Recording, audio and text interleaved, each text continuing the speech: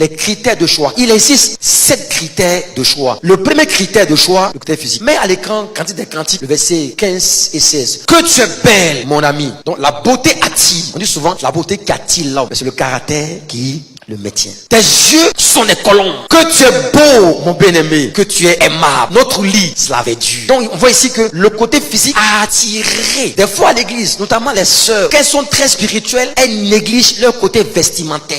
Toujours un vieux foulard attaché pour dire qu'elles sont sanctifiées. Ou un vieux t-shirt sur le corps ami Jésus-Christ t'aime avec des taches de cafard. On dit non, le plus important c'est le spirituel. Mais est-ce que vous espérez qu'on marie?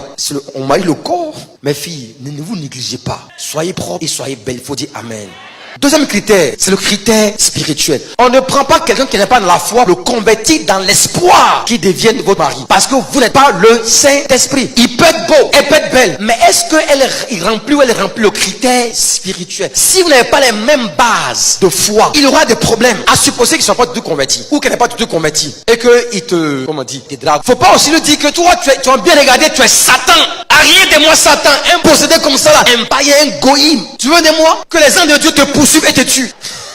Non, faut pas faire ça. Dis-lui, ok, je sais ce que tu veux, mais je vais te dire une chose pour qu'on ait un foyer solide. Et que toi-même, tu as besoin d'être sauvé. C'est une âme potentielle à qui vous présentez l'évangile. Troisième critère, les critères moraux. Genèse chapitre 24. Nous prenons l'exemple de Rebecca. Rebecca était une femme très dégourdie. Elle avait été envoyée par ses parents pour aller puiser de l'eau. Et Abraham avait envoyé son serviteur, qu'on appelle Eliezer, pour aller chercher une fille pour son fils, Isaac. Et le serviteur a fait cette prière simple. Que la jeune fille que je vais rencontrer et qui acceptera puiser de l'eau à boire pour moi. Et qui donnera aussi de l'eau à boire à mes chameaux, que ce soit celle-là que tu as destinée pour le fils de mon Seigneur, de mon maître. Et effectivement, elle était au puits. Quand une jeune fille apparaît, on l'appelle Rebecca, le monsieur lui demande de l'eau à boire, et accepte de donner l'eau à boire, et ensuite elle décide volontairement, alors qu'on ne lui a pas demandé cela, donne de l'eau à boire à tous les chameaux. Un chameau boit au minimum 100 litres. 100 litres. Un chameau, il y en avait 10. Ça signifie quelque chose de très important. Rebecca était une femme courageuse et travailleuse. Mes filles, ne pensez pas vous marier pour être dans la maison de quelqu'un qui va vous prendre en charge. Étudiez, allez à l'école, cherchez à avoir vos propres diplômes, cherchez à avoir vos entreprises, cherchez vous-même à vous prendre en charge. Les hommes respectent les femmes qui sont autonomes et qui ont elles-mêmes leur propre situation. Il faut dire amen. Il n'y a pas que la beauté qui attire l'homme. La situation financière d'une femme attire l'homme. C'est pourquoi il faut remplir ce critère d'hospitalité, ce critère de courage, ce critère de travail, ce critère de disposition de cœur. Il faut aussi voir aussi également, elle a des bonnes dispositions de cœur. Si lui aussi il a des bonnes dispositions de cœur, ça compte énormément. Quatrième critère, c'est le critère matériel et financier. Ici il faut analyser deux choses: son attachement à l'argent ou son détachement par rapport à l'argent. S'il est trop attaché à l'argent, il est dangereux, parce que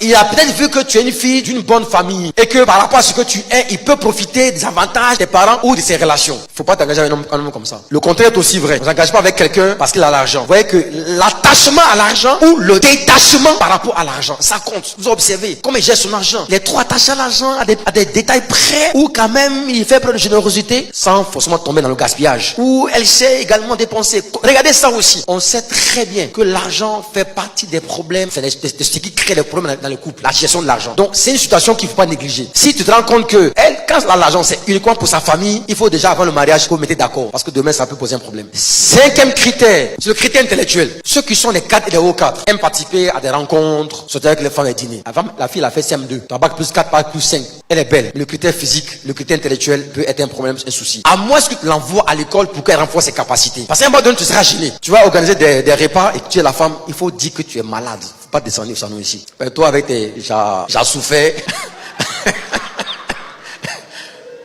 J'ai souffert d'un mot de tête. C'est pas M-O-T, c'est M-A-L. On dit un mal de tête. Il faut que ça joue. Si tu penses que ça peut te gêner, dis à ta fiancée, renforce tes capacités, va à l'école et étudie. Sixième critère, critères sociaux. Le passé d'une personne influence. Donc ton mari ou ta femme agira ou réagira en fonction de son background, de ce qu'elle a comme influence sociale et tout le reste. Donc tu vas en tenir compte, parce que dans le mariage, on réagit souvent en fonction du milieu d'où on vient. Des fois, on a des conflits parce qu'on n'a pas compris le milieu d'où vient la fille ou d'où vient le monsieur. Et on peut juger la personne de manière négative. C'est pourquoi c'est un élément sur lequel il faut se baser. Et le septième critère, critère d'avenir. Quand il parle avec vous, cherchez à savoir si c'est un homme qui a de l'avenir. Est-ce qu'il réfléchit en termes d'avenir. Si vous vous rendez compte qu'il est intelligent, il a du potentiel, il aime Dieu, qu'il a des projets, même si à l'instant où il vous parle, il n'a rien, moi à mon avis, c'est quelqu'un avec qui il faut partir. Parce qu'il vaut mieux bâtir avec une personne qui a de l'avenir et qui apparemment, à cause de son milieu, n'a encore rien, mais qui a de l'avenir. Vous avez, entre parenthèses, je prends le mot chance entre parenthèses parce qu'on ne parle pas de chance, on parle plus de grâce. Vous avez des bonnes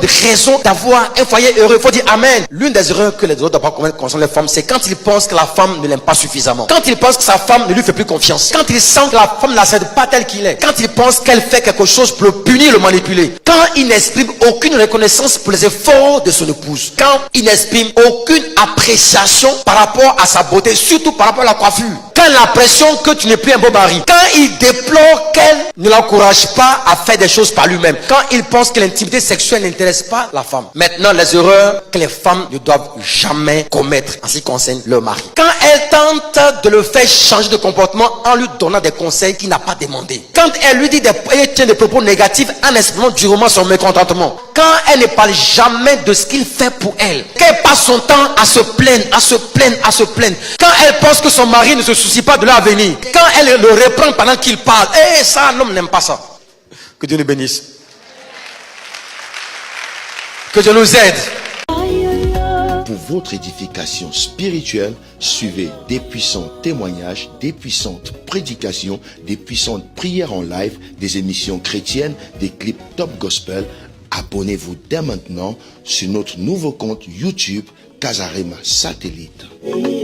La Bible dit que vous devez vous entretenir par des psaumes, des hymnes, des cantiques spirituels, chantant et célébrant de tout votre cœur les louanges du Seigneur. Dès à présent, abonnez-vous sur notre chaîne YouTube Casarema Satellite 2.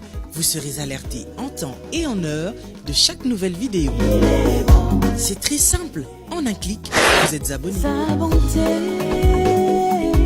est insondable. Sa fidélité.